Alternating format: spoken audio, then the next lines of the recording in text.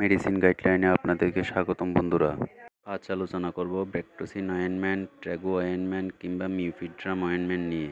জানলে অবাক হবেন এই অয়েনমেন্টের কার্যকারিতা সম্পর্কে।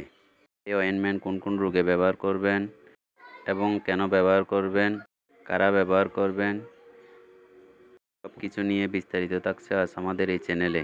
বিস্তারিত যাওয়ার আগে আমাদের এই চ্যানেলটি সাবস্ক্রাইব করে দিবেন এবং নতুন নতুন ভিডিও পেতে পাশে থাকা বেল আইকনটি চেপে আমাদের পাশে থাকবেন।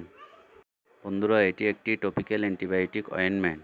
বিশেষ করে যাদের কাটাছিঁড়া এবং অপারেশনজনিত ইনফেকশন আছে, সিজারিয়ান ইনফেকশন, অনেক দিন ধরে গা ফেস্টায় ভুগতেছে, সোরিয়াসিস এবং স্ক্যাবিক্স নামক মহামারী থেকে যারা পরিত্রাণ পাচ্ছেন না, তারা চাইলে এই অয়েনমেন্টটি ব্যবহার করে খুব শীঘ্রই সুস্থ হয়ে যেতে পারেন।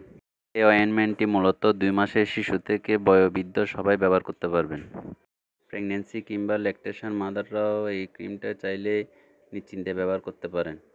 ভিডিওটি দেখে ভালো লাগলে লাইক, কমেন্ট, শেয়ার করতে ভুলবেন না। ধন্যবাদ।